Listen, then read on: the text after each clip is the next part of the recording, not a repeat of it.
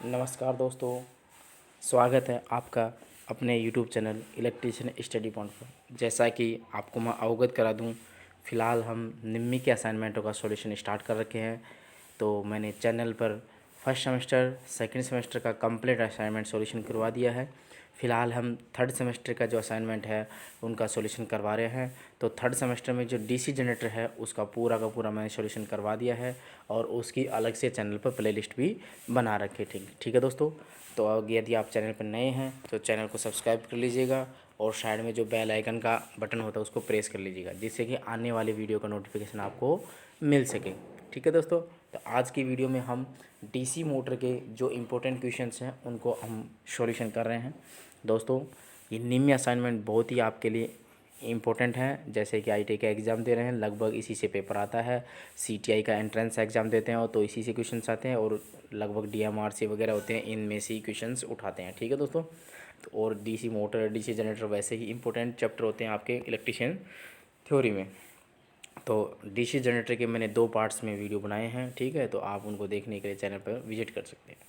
तो आज का सेशन स्टार्ट करते हैं दोस्तों डीसी मोटर का। ठीक है, फर्स्ट क्वेश्चन है जैसा कि आपको स्क्रीन पर दिख रहा है 57 नंबर का।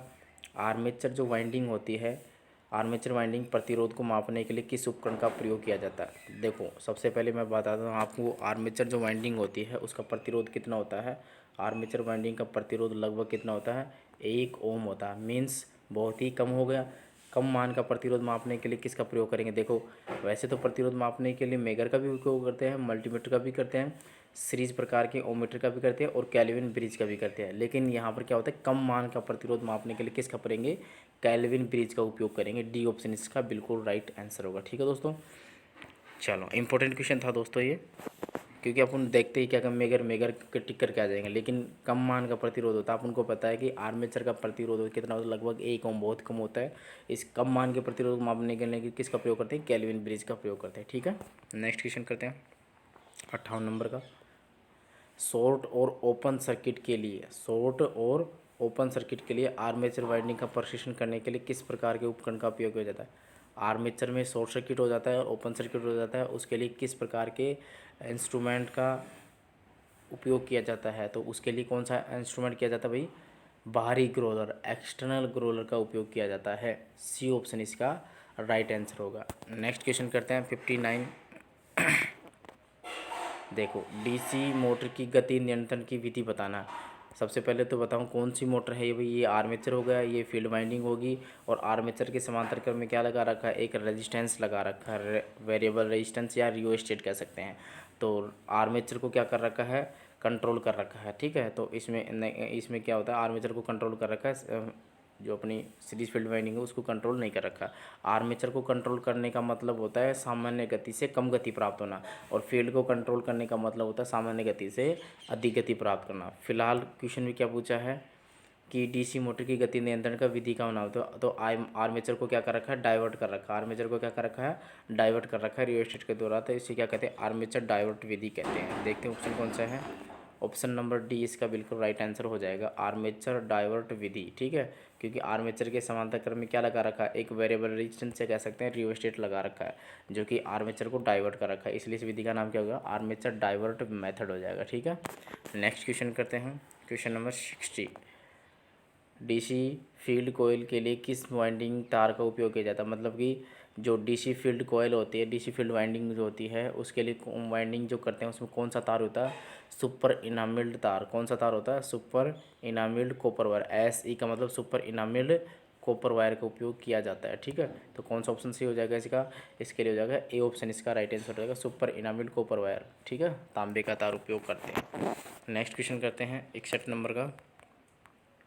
ये रहा 61 नंबर का क्वेश्चन जो होते हैं बहुत ही इंपॉर्टेंट है आपका, वेरी वेरी इंपॉर्टेंट है। या तो इसका सूत्र पूछता है या इसे न्यूमेरिकल आ जाता है। देखो, डीसी मोटर की गति गणना के लिए किस सूत्र का उपयोग करते हैं।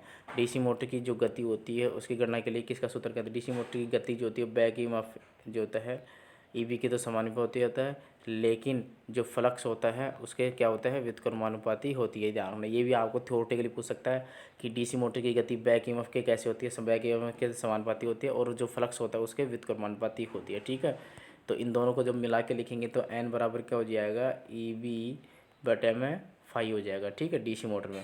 और एसी में क्या होता है, एन बराबर 120 एफ अपॉन में पी, ये तो हमने पढ़ ही लिया था, ठीक है। फिलहाल डीसी मोटर का पूछा है तो ई बी बटा में फाइव हो जाएगा, ए ऑप्शन इसका राइट आंसर हो जाएगा। ई बी बराबर एन बराबर ई बी बटे में फाइव क्या चुंबकीय फ्लक्स होता है, ई बी क्या बैक ईएमएफ होता है, एन क्या है गति होता है। ए ऑप्शन इसका राइट आंसर होगा। नेक्स्ट है 62 नंबर का, ये भी अच्छा क्वेश्चन है दोस्तों।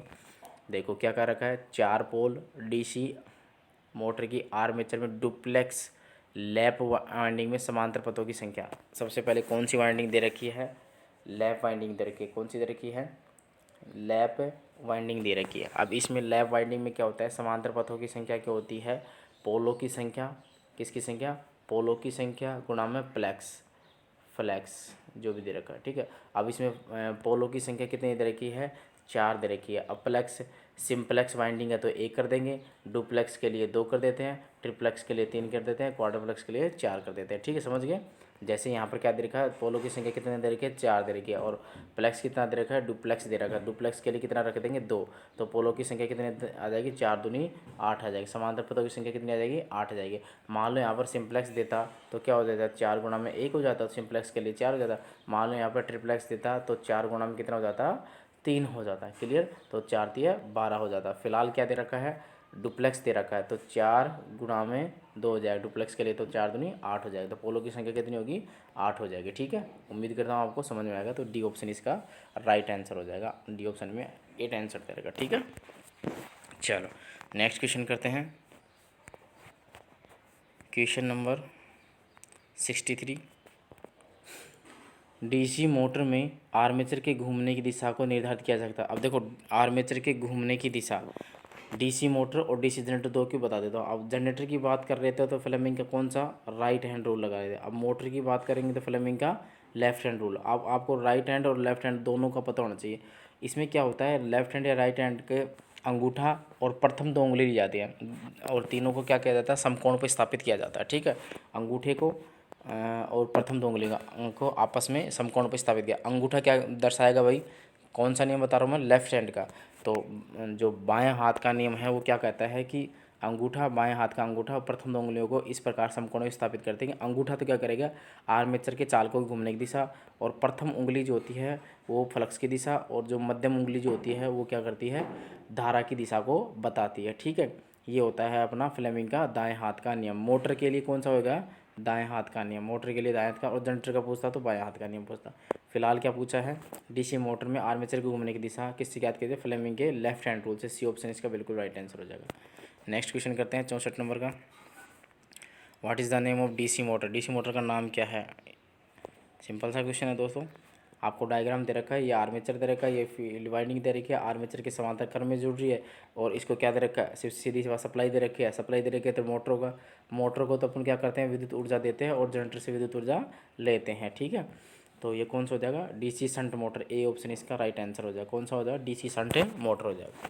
नेक्स्ट क्वेश्चन करते हैं 65 नंबर का। क्या दे रखा है, डीसी मोटर में करंट की दिशा किस नियम से ज्ञात किया जाता है। करंट की दिशा वही है फ्लेमिंग के बाएं हाथ के नियम से। सी ऑप्शन इसका राइट आंसर हो जाएगा, ठीक है, फ्लेमिंग के बाएं हाथ के नियम से। देखो फ्लेमिंग के बाएं हाथ के नियम में अंगूठा यानी कि थंब जो होता है, वो क्या कराएगा, आर्मेचर के चालकों की दिशा बताएगा, चालक की दिशा। और प्रथम उंगली जो होती है, वो क्या बताएगी, फ्लक्स की दिशा बताएगी। और मध्यम उंगली किसकी बताएगी, धारा की दिशा बताती है, ठीक है। इस तरह से आपको ध्यान रखना। तो कौन सा ऑप्शन से हो जाएगा, सी ऑप्शन इसका राइट आंसर हो जाएगा। नेक्स्ट क्वेश्चन है 66 नंबर का। अच्छा क्वेश्चन है दोस्तों, इससे भी न्यूमेरिकल आ जाता है और आपको सूत्र भी पूछ लेता है। देखो डीसी शंट मोटर जो होता है, डीसी शंट मोटर आर्मेचर द्वारा ली गई धारा की गणना करने का सूत्र क्या होता है। देखो आपको पता होता है कि आर्मेचर डीसी मोटर में बैक ईएमएफ ईबी बराबर क्या होता है, वी माइनस आई ए और आर ए, ये होता है। बैक ईएमएफ का मान क्या होता है, ईबी बराबर V minus I A R A होता है। अब यहाँ पर क्या पूछा, आर्मेचर धारा का मान पूछा, आई ए का मान पूछा ना भाई। ये वी क्या है, इधर आ जाएगा तो क्या हो जाएगा, ईबी माइनस वी हो जाएगा। अब इधर क्या बचा, माइनस का आई ए आर ए होगा। इस माइनस के चिन्ह को हटाएंगे तो इधर चेंज कर सकते हैं, वी माइनस क्या हो जाएगा, ई बी बटे में आर ए हो जाएगा, ठीक है दोस्तों। इस मान कहने का मतलब आपको अगर ये वाला फॉर्मूला भी याद है, ई बी बराबर क्या हो जाएगा, V minus I A R A. तो यहाँ से आई ए का मान निकाल लेंगे ना, तो क्या सूत्र बन जाएगा अपना, आई ए बराबर क्या बन जाएगा, वी माइनस ई बी बटे में आर ए, ये फॉर्मूला बन जाएगा। ठीक है, तो आर्मेचर करंट के लिए कौन सा फॉर्मूला बन जाएगा, आई ए बराबर क्या हो जाएगा, वी माइनस ई बी बटे में आर ए हो जाएगा। तो कौन सा ऑप्शन सी हो जाएगा अपना, कौन सा ऑप्शन राइट हो जाएगा अपना, अपना हो जाएगा वी माइनस ई बी बटे में, सी ऑप्शन इसका बिल्कुल राइट आंसर हो जाएगा। ठीक है दोस्तों, नेक्स्ट क्वेश्चन करते हैं। क्वेश्चन नंबर 67, डीसी मोटर में फ्लक्स की दिशा की पहचान करने के लिए कौन सा है, फ्लक्स की दिशा बिल्कुल है मध्यम उंगली जो बताती है वो फ्लक्स की दिशा को तो बताती है, मतलब कि अंगूठा तो चालकों की दिशा, आर्मेचर के चालकों की दिशा, प्रथम उंगली क्या फ्लक्स की दिशा बताती है, और जो दूसरी उंगली है वो धारा की दिशा बताती है। तो कौन सा नियम बताता है, फ्लेमिंग का लेफ्ट हैंड रूल्स बताता है। अच्छा क्वेश्चन है दोस्तों ये भी। तो 67 में कौन सा ऑप्शन सी हो जाएगा, 67 में अपना हो जाएगा ऑप्शन नंबर सी ऑप्शन इसका राइट आंसर हो जाएगा। ठीक है दोस्तों, फ्लेमिंग के बाएं हाथ के नियम से फ्लक्स की दिशा याद करते हैं। नेक्स्ट क्वेश्चन करते हैं 68 नंबर का, डीसी मोटर का नाम बताइए। अब देखो ये आर्मेचर है, आर्मेचर के समांतर में जोड़ रखा है और ये श्रेणी में जोड़ रखा है। ठीक है, तो देखो जो शंट वाइंडिंग होता है केवल आर्मेचर के दे रखे हैं, तो ये तो कौन सी होगी, शॉर्ट शंट तो होगी, कौन सी होगी, शॉर्ट शंट तो देख रही है। अब ये कॉम्युलेटिव कंपाउंड है या डिफरेंशियल है। अब देखो इसमें धारा की दिशा ऐसे, इसमें धारा की दिशा समान है, तो कौन सा हो जाएगा अपना, कंपाउंड मोटर होगी, कंपाउंड मोटर होगी, और कौन सी होगी, शॉर्ट शंट कंपाउंड मोटर। ये डायग्राम किसका भाई, short shunt compound, D option इसका राइट आंसर हो जाएगा। ठीक है, डी ऑप्शन इसका राइट आंसर हो जाएगा। देखो आर्मेचर के केवल आर्मेचर के समांतर क्रम में, अगर ये वाइंडिंग पूरे आर्मेचर और सीरीज के समांतर में लॉन्ग शंट हो जाता है। ठीक है, ये थोड़ा सा ध्यान रखना है। तो फिलहाल कौन सा आंसर से हो जाएगा अपना, short shunt compound motor, D option इसका राइट आंसर हो जाएगा। नेक्स्ट क्वेश्चन करते हैं 69। अच्छा क्वेश्चन है दोस्तों। अब आपको मैं बता दूं डीसी मोटर में ईएमएफ ज्ञात करने का सूत्र क्या होता है, चाहे वो डीसी मोटर हो चाहे जनरेटर हो। जनरेटर में तो क्या बोल देते हैं, ईजी बोल देते हैं, और डीसी मोटर में ईबी बोल देते हैं। सेम सूत्र होता है दोनों का, ध्यान रखना कभी आप कन्फ्यूजन हो जाओ। डीसी मोटर में बैक ईएमएफ का सूत्र, और डीसी मोटर में बैक ईएमएफ बोल देते हैं, बैक ईएमएफ को काउंटर ईएमएफ भी बोल देते हैं, विरोधी तागुल बोल देते हैं। दोनों का सूत्र यही होता है। देखो क्या होता है, ईबी बराबर फाई जेड पी एन बटे में 60 इंटू ए होता है। 5 फ्लक्स होता है, जेड चालकों की संख्या, पी पोलों की संख्या, एन क्या होती है, गति होती है, ए क्या है, समांतर पथों की संख्या होती है। ठीक है दोस्तों, तो कौन सा सूत्र सी हो जाएगा, 5 जेड पी एन बटे में 60, सी ऑप्शन में देखो एकदम राइट आंसर दे रखा है। ठीक है, नेक्स्ट क्वेश्चन करते हैं। What is the name of the equipment, उपकरण का नाम क्या है। देखो ये आपका क्या दे रखा है, अभी ग्रोलर दे रखा है। ये ग्रोलर क्या होता है, आर्मेचर की टेस्टिंग के लिए होती है। इस पर आर्मेचर इस तरह से रख देते हैं, आर्मेचर और जो हेक्सा प्लेट होते हैं उसके कंपन वगैरह अपन चेक करते हैं, जिससे कि short circuit open circuit testing की जाती है। तो कौन सा उपकरण है, ये ग्रोलर है, और ग्रोलर भी कौन सा है, एक्सटर्नल ग्रोलर है। कौन सा है, बाह्य ग्रोलर है, डी ऑप्शन इसका राइट आंसर हो जाएगा। बाहरी ग्रोलर है, आंतरिक ग्रोलर नहीं है, एक्सटर्नल ग्रोलर है। ठीक है, नेक्स्ट क्वेश्चन करते हैं 71 नंबर का।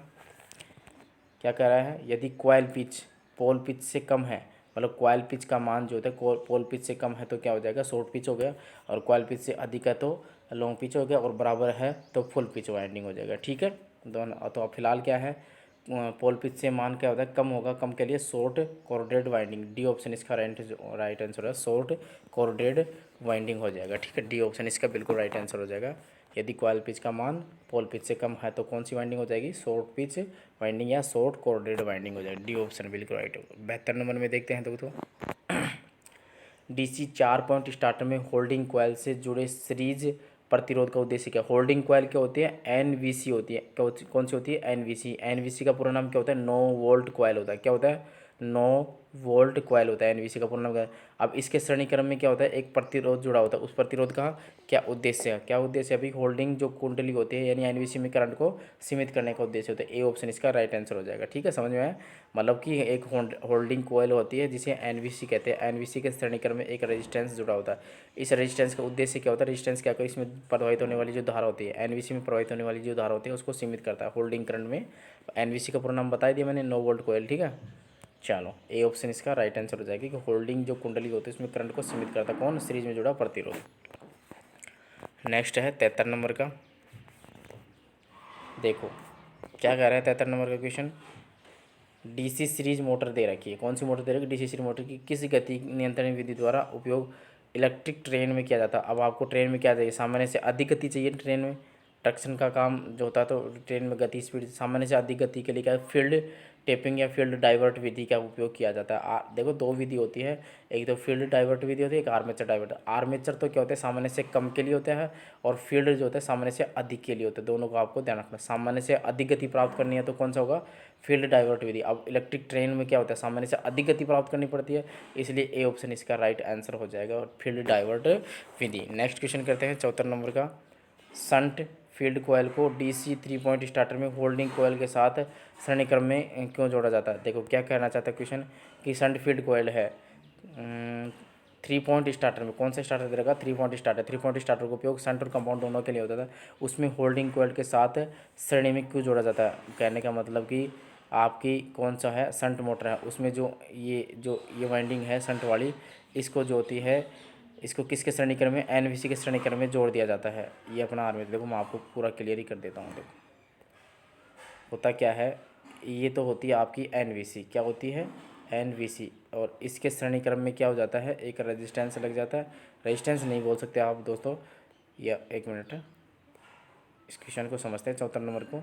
ये तो हो गई आपकी एनवीसी, इसके श्रेणी क्रम में क्या होती है, शंट फील्ड वाइंडिंग होगी, शंट फील्ड वाइंडिंग, और ये हो गया आपका आर्मेचर। ठीक है, अब ये कौन सा जनरेटर होगा आपका, शंट वाइंडिंग और जनरेटर, शंट जनरेटर होगा इस, क्योंकि शंट जनरेटर कौन सा होगा, क्योंकि इसके समांतर क्रम में क्या होता है, शंट फील्ड वाइंडिंग होती है। अब इसी के श्रेणी क्रम में कौन जोड़ता है, एनवीसी जोड़ती है। क्यों जोड़ दी जाती है ये एनवीसी, और ये क्या करेगी, एनवीसी ओपन हो जाती है, सुरक्षा का काम करती है एनवीसी। एनवीसी नो वोल्ट कोयल सुरक्षा काम करती है, जिससे कि मोटर की जो अपना डीसी शंट फील्ड कोयल है उसकी सुरक्षा हो जाती है। देखते हैं कौन सा ऑप्शन सही होगा। समझ में आया क्वेश्चन, क्वेश्चन क्या पूछना चाहता है कि 3 पॉइंट स्टार्टर दे रखा, कौन सा स्टार्टर दे रखा, 3 पॉइंट स्टार्टर। उसमें जो 3 पॉइंट स्टार्टर में जो एनवीसी होती है, एनवीसी को क्या बोलते हैं, एनवीसी नो वोल्ट कोयल होती है, उसको होल्डिंग कोयल बोलते हैं। होल्डिंग कोयल के साथ ही क्या कर दिया जाता है, फील्ड कोयल को श्रेणी क्रम में जोड़ दिया जाता है। क्यों जोड़ा जाता है, सुरक्षा के लिए, सेफ्टी के लिए। देखते हैं इसके ऑप्शन कहाँ दे रखे हैं, ये दे रखे हैं। देखो जैसे ही मान लो ये अपना क्या है, शंट फील्ड वाइंडिंग है, और ये अपनी आर्मेचर वाइंडिंग है। जैसे ही ये खुली हो जाएगी तो क्या होगा, फ्लक्स का मान कम हो जाएगा, फ्लक्स का मान कम होगा तो स्पीड ज़्यादा होगी, तो आर्मेचर जलने के चांसेस होते हैं। इसीलिए क्या है, एनवीसी जोड़ देते किसके, फील्ड वाइंडिंग के श्रेणी क्रम में। ठीक है, तो शंट, अब क्या क्या कौन सा ऑप्शन समझ में आया भाई, कौन सा है, कि शंट फील्ड जो होते हैं वो खुले होने की स्थिति में मोटर की सुरक्षा करने के लिए। कैसे, जैसे मान लो, आपको समझो इसको अच्छी तरह से। अच्छा क्वेश्चन है दोस्तों, ऐसा क्वेश्चन से दिल्ली मेट्रो तो विशेष तौर पर उठाता है। देखो कौन सा दे रखा अपन को, मोटर कौन सी दे रखी है, शंट मोटर दे रखी है। कैसे होती है शंट मोटर, देखो ये होती है आपकी आर्मेचर, और इसके समांतर क्रम में क्या होते हैं, फील्ड वाइंडिंग जुड़ी होती है, और ये अपनी सप्लाई दे देते हैं इसको। ठीक है, ये पॉजिटिव या नेगेटिव। अब देखो मान लो किसी कारणवश ये जो शंट फील्ड वाइंडिंग जो होती है ये ओपन हो गई, ओपन हो जाती है, मतलब कि ये हट जाती है, तो क्या होगा, फ्लक्स का मान क्या होगा, फ्लक्स का मान क्या होगा, कम हो जाएगा, क्योंकि इसमें फ्लक्स बनने वाला, फ्लक्स का मान कम होगा। फ्लक्स का मान कम होने से क्या होगा कि आर्मेचर जितनी धारा प्रवाहित हो रही सारी किस में चली जाएगी, आर्मेचर में चले जाएगी। और देखो अपन को पता है कि स्पीड जो होती है फ्लक्स के व्युत्क्रमानुपाती होती है, जिससे क्या होगा कि फ्लक्स का मान कम होगा तो स्पीड बहुत भयंकर हो जाएगी, और ये आर्मेचर जल जाएगा, तो क्या होगा, डीसी मोटर जल जाएगी। तो सुरक्षा के लिए क्या कर देंगे कि जो अपनी जो वाइंडिंग थी, शंट फील्ड वाइंडिंग जो थी शंट वाले की, इसके श्रेणी क्रम में क्या कर देंगे, एक एनवीसी जोड़ देंगे। एनवीसी का मतलब नो वोल्ट कोयल। जैसे ये ओपन हो जाती है तो ये इसको भी ओपन कर देगी, इसको ओपन कर देगी तो इसको सप्लाई नहीं मिलेगी, जिससे किसी की सुरक्षा हो जाएगी। उम्मीद करता हूँ आपको समझ में आया होगा। शंट फील्ड खुले होने की स्थिति में मोटर को सुरक्षित रखे, डी ऑप्शन इसका राइट आंसर हो जाएगा। नेक्स्ट है 75 नंबर का, डीसी मिश्रित मोटर। डीसी मिश्रित मोटर में आर्मेचर धारा दिशा को बदलकर केवल घूर्णन की दिशा क्यों बदल दी जाती है। कहने का मतलब डीसी मिश्रित मोटर कौन सी होती है, डीसी कंपाउंड मोटर की बात कर रहा है। अब डीसी कंपाउंड मोटर में आर्मेचर धारा दिशा को बदलकर केवल घूर्णन की दिशा क्यों बदली जाती है, विशेषताओं को चेंज करने के लिए। विशेषताओं को चेंज करने के लिए कौन सा ऑप्शन हो जाएगा, बी ऑप्शन इसका right answer. Maintenance motor characteristic, motor की विशेषताओं को बनाए रखने के लिए क्या करते हैं, आर्मेचर धारा दिशा को बदलकर केवल घूर्णन की दिशा बदली जाती है। ठीक है, तो बी ऑप्शन इसका राइट आंसर हो जाएगा। नेक्स्ट क्वेश्चन करते हैं 76 नंबर का, शंट डीसी शंट मोटर में सामान्य गति से नीचे के लिए, सामान्य गति से नीचे के लिए क्या करेंगे, आर्मेचर कंट्रोल मेथड करेंगे ना भाई। सामान्य से देखो क्या करेगा, डीसी शंट मोटर है उसमें सामान्य गति से नीचे कौन सी गति नियंत्रण है? सामान्य से गति से नीचे के लिए आर्मेचर कंट्रोल मेथड और सामान्य से ऊपर के लिए फील्ड कंट्रोल मेथड। फिलहाल क्या पूछा है, नीचे के लिए पूछा है तो आर्मेचर कंट्रोल मेथड। दोनों ही मैं आपको बता दिया हूँ कि आर्मेचर कंट्रोल मेथड तो कब होगा, सामान्य से गति से कम के लिए, और फील्ड कंट्रोल कब होगा, सामान्य से ऊपर के लिए गति, जब सामान्य से अधिक गति के लिए। फिलहाल क्या पूछा है, सामान्य से कम गति के लिए पूछा है तो आर्मेचर कंट्रोल मेथड इसका राइट आंसर हो जाएगा, आर्मेचर नियंत्रण विधि हो जाएगा। नेक्स्ट क्वेश्चन करते हैं। Y starter are required to starter DC motor in industries. उद्योगों में डीसी मोटर को शुरू करने के लिए स्टार्टर की आवश्यकता क्यों होती है? इंपॉर्टेंट क्वेश्चन है दोस्तों, डीसी मोटर में स्टार्टर की आवश्यकता क्यों होती है? देखो, स्टार्टिंग में धारा का मान, आर्मेचर जो धारा होती है उसका मान सीमित करने के लिए क्या करेंगे अपन, स्टार्टर का प्रयोग करते हैं। स्टार्टर जो होता है सुरक्षा का कार्य करता है। स्टार्टर जो होते हैं डीसी मोटर में स्टार्टर 3 प्रकार के होते हैं। एक तो होता है 2 पॉइंट स्टार्टर, ठीक है भाई, जो कि सीरीज मोटर के लिए होता है। एक होता है 3 पॉइंट स्टार्टर, ठीक है, वो जो कि शंट और कंपाउंड के लिए होता है। एक होता है 4 पॉइंट स्टार्टर, ठीक है, जो कि शंट और कंपाउंड दोनों के लिए। ये 3 प्रकार के स्टार्टर डीसी मोटर में यूज कर 2 पॉइंट, 3 पॉइंट और 4 पॉइंट स्टार्टर का प्रयोग किया जाता है, ठीक है। तो स्टार्टर का प्रयोग क्यों करते हैं? स्टार्टर का प्रयोग करते हैं आर्मेचर करंट को कम करने के लिए। ए ऑप्शन इसका राइट आंसर है, ठीक है। नेक्स्ट करते हैं 78। कौन सी कुचालक सामग्री श्रेणी बी में आती है? मतलब ये जो ऑप्शंस दे रखे हैं उनमें कौन सी जो इंसुलेटिंग मटेरियल्स है जो कि क्लास बी में आता है? कपास आता है कि बांस आता है कि फाइबर ग्लास आता है कि चमड़े का कागज़ आता है? दोस्तों, अगर चैनल पर नए हैं तो चैनल को आप सब्सक्राइब कीजिए और अपने दोस्तों को ज़्यादा से ज़्यादा शेयर कीजिएगा, और कंटेंट आपको अच्छा लगता है तो लाइक कीजिएगा दोस्तों, ठीक है। तो क्लास बी जो होते हैं, क्लास बी में कौन से आते हैं भाई? फाइबर ग्लास आते हैं, फाइबर ग्लास क्लास बी में आते हैं। नेक्स्ट क्वेश्चन है 79। देखो 79 क्वेश्चन की क्या खासियत है, आपको इससे रिलेटेड एक क्वेश्चन सेमेस्टर के एग्ज़ाम तो 100% मिलेगा, और CITS के एग्ज़ाम उसमें 100% मिलेगा, और दिल्ली मेट्रो तो लेता ही लेता है, और अदर एग्ज़ाम में देखो इसमें होता क्या है, ग्रुप होते हैं 5, क्या होते हैं?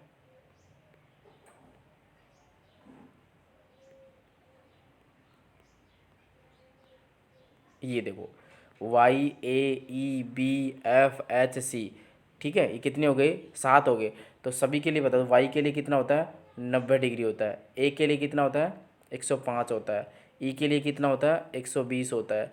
और बी के लिए कितना होता है? 130 होता है। और एफ़ के लिए कितना होता है भाई? एफ़ के लिए कितना होता है? 90, 105, 120, या इबादत फ़क्र है, सॉरी, 90 हो गया, 105 हो गया, 120 हो गया, 130 हो गया, और इसके लिए कितना होता है? 150, ठीक है। एच के लिए कितना होता है? 180 होता है। एच के लिए कितना होता है? 180 होता है।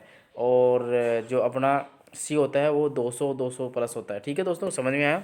आपको क्या रखना है ये याद रखना पूरा, YAE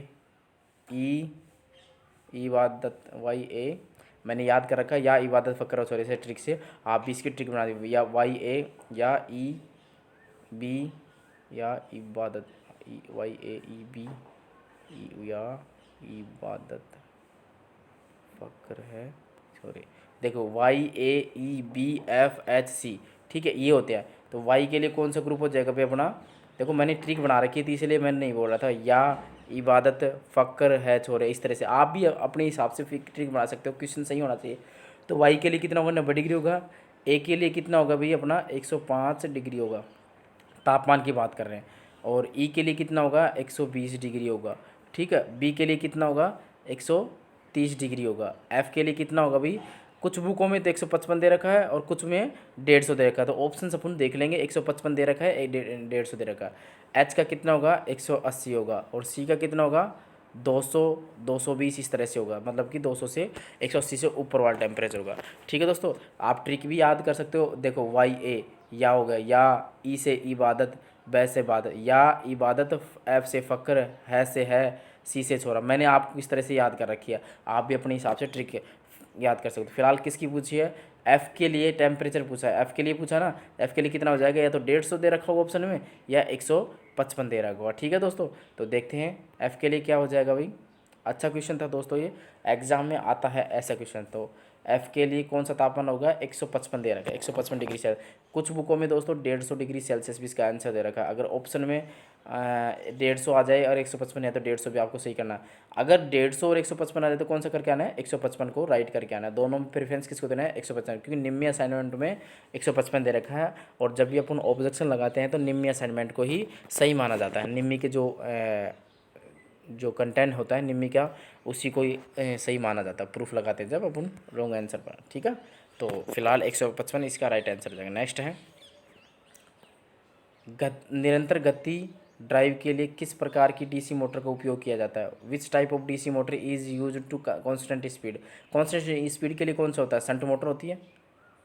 नियत गति के लिए क्या होता है, शंट मोटर का प्रयोग किया जाता है। तो बी ऑप्शन इसका राइट आंसर हो जाएगा। ठीक है, नेक्स्ट क्वेश्चन करते हैं। देखो ये क्वेश्चन ऐसा है, कन्फ्यूजन वाला क्वेश्चन है, इसलिए मैं आपको बार बार बोलता हूँ थोड़ा सा इंग्लिश का भी ध्यान रखा करो, थोड़ा निमी का भी ध्यान रखा करो, थोड़ा सारी लैंग्वेज अपन को थोड़ा सा ध्यान रखना पड़ेगा। क्वेश्चन अगर हिंदी में समझ में आते हैं एक बार अपन को इंग्लिश में देखना ही जरूर होता है, क्योंकि ऐसे क्वेश्चन जो होते हैं वो इंग्लिश को देखने के बाद ही सही होते हैं। क्यों, देखो अब देखो भाई क्या दे रखा है, हिंदी में पढ़ते हैं पहले। लिफ्ट में किस प्रकार की डीसी मोटर का उपयोग किया जाता है। लिफ्ट में तो क्या होता है, डीसी सीरीज मोटर का उपयोग करते हैं। कौन सी मोटर का उपयोग करते हैं, डीसी सीरीज मोटर का, डीसी सीरीज मोटर। लेकिन इंग्लिश में पढ़ते हैं which type of DC motor is used in elevator. अब एलिवेटर में कौन सी होती है, डीसी कंपाउंड मोटर होती है। तो एक सही कौन सा माना जाएगा, इंग्लिश वर्जन सही माना जाएगा। अपन लिफ्ट पढ़ते हैं तो किसको करके आ जाएंगे भाई, डीसी सीरीज मोटर करके आएंगे, क्योंकि लिफ्ट में क्या होता है स्टार्टिंग टॉर्क हाई चाहिए। तो ट्रक्शन कार्यों में भी लिफ्ट का डीसी सीरीज मोटर का प्रयोग होता है, तो लिफ्ट में डीसी सीरीज मोटर होगा। लेकिन जब ऑब्जेक्शन होता है हिंदी इंग्लिश में जो राइट माना जाता है वो इंग्लिश वाला ही माना जाता है। इसलिए एलिवेटर में कौन सी मोटर का प्रयोग होता है भाई, एलिवेटर में बताओ आप कौन सा मोटर होता है। एलिवेटर में क्या होता है, डीसी कम्युलेटिव कंपाउंड मोटर का प्रयोग होता है, डीसी संचयी मोटर का प्रयोग किया जाता है। इसलिए डी ऑप्शन इसका राइट आंसर हो जाएगा और यही ऑप्शन इसका राइट आंसर है। ठीक है दोस्तों, तो इन चीज़ों का भी आप थोड़ा सा ध्यान रखना। कौन सा ऑप्शन सही हो जाएगा, DC cumulative compound motor, DC संचयी मोटर का प्रयोग किया जाता है। ठीक है, नेक्स्ट है 82 नंबर का देखते हैं। देखो ऐसा क्वेश्चन देखो 2-3 बार रिपीट होगा ना। गति नियंत्रण की कौन सी विधि का तरीका डीसी सीरीज मोटर में रेटेड गति से नीचे किया जाता है, रेटेड से कम के लिए किया जाता है आर्मेचर डाइवर्ट विधि।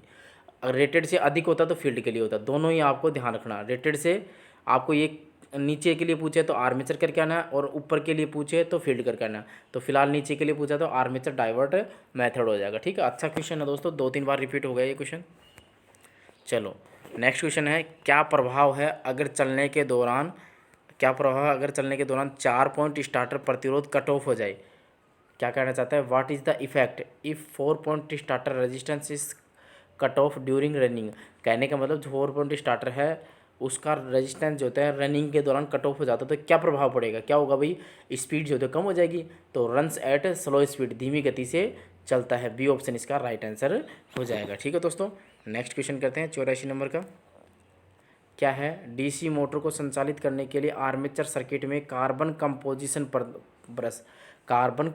ब्रश की आवश्यकता क्यों होती है। कार्बन कंपोजिशन ब्रश का उपयोग करने से क्या होगा, स्पार्किंग जो होती है वो कम होती है। क्या होती है, स्पार्किंग कम होती है। कौन सा ऑप्शन में दे रखा भाई, कौन से ऑप्शन में इधर प्रारंभिक टॉर्क बढ़ाता है आर्मेचर प्रतिक्रिया। डी ऑप्शन इसका राइट आंसर हो जाएगा कि कम्यूटेटर जो खंड होते हैं उसमें स्पार्क को कम करता है, reduce the spark in commutator segments. और कम्यूटेटर सेगमेंट्स में क्या भरा जाता है भाई, माइका भरा जाता है। क्या भरा जाता है, माइका भरा जाता है। और कम्यूटेटर का कार्य क्या होता है, एसी सप्लाई को किस में बदलता है, डीसी में बदलता है। ये भी आपको ध्यान रखना है। ठीक है, तो कार्बन कंपोजिशन जो ब्रश होता है उसका कार्य क्या होता है, डी ऑप्शन, कम्यूटेटर खंड में स्पार्क को कम कर देता है। नेक्स्ट है 85 नंबर का। क्या क्वेश्चन है कि डीसी सीरीज मोटर जो होते हैं उसको बिना भार के आरंभ उच्च बलागुण और गति क्यों पैदा करती है। सीरीज मोटर जो होती है बिना भार के आरंभ उच्च बलागुणन और गति क्यों पैदा करती है। क्या कहना चाहता है कि डीसी सीरीज मोटर है वो क्या कहना चाहता है, स्टार्टिंग में बिना लोड के, नो लोड पर हाई टॉर्क जो था क्यों उत्पन्न करता है। वही series motor produce high torque and speed initially without load, मतलब बिना लोड के डीसी सीरीज मोटर जो होते हैं उच्च टॉर्क और उच्च गति क्यों उत्पन्न करती है, क्योंकि स्टार्टिंग में क्या होता है अब देखो ये क्वेश्चन लखनऊ मेट्रो में आता है, किस में आता है, लखनऊ मेट्रो रेल कॉरपोरेशन में आता है कि स्टार्टिंग में जो प्रेरण मोटर होती है उसका जो अपना स्लिप का मान क्या होता है, या सॉरी बैक ईएमएफ का मान क्या होता है, तो बैक ईएमएफ क्या होता है, जीरो होता है। बैक ईएमएफ का मान जीरो होने के कारण क्या होगा, टॉर्क जो तो बहुत अधिक हो जाएगा और जो तो गति जो होती है बहुत स्पीड हो जाती है। ठीक है, देखो तो absence of the back EMF, कम तो नहीं कह सकते, बहुत जीरो नहीं कह सकते, कम हो जाता है बैक ईएमएफ की अनुपस्थिति। ए ऑप्शन इसका right answer, absence of the back EMF. ठीक है, इसके कारण क्या होगा, डीसी सीरीज मोटर बिना लोड, नो लोड पर क्या हो जाएगी, हाई की स्टार्टिंग टॉर्क होगा, स्पीड ज़्यादा हो जाएगी। ठीक है, तो फिलहाल आंसर क्या हो जाएगा अभी, ए ऑप्शन इसका राइट आंसर हो जाएगा। बैक ईएमएफ की अनुपस्थिति के कारण क्या हो जाता है कि नो लोड पर जो होता है टॉर्क बहुत स्पीड, टॉर्क बहुत हाई और स्पीड बहुत हाई हो जाती है। ठीक है, तो दोस्तों ये थे आज की वीडियो के क्वेश्चंस डीसी सीरीज मोटर के, सॉरी डीसी मोटर के। अगले जो क्वेश्चन है 85 के बाद जो 86 से क्वेश्चन है वो अगली वीडियो में करेंगे दोस्तों। यदि कंटेंट अगर आपको अच्छा लगता हो, किसी प्रकार का सुझाव हो, तो आप कमेंट्स बॉक्स में दे सकते हैं और अपने दोस्तों को शेयर कर सकते हैं, चैनल को सब्सक्राइब कर सकते हैं। बहुत बहुत धन्यवाद दोस्तों।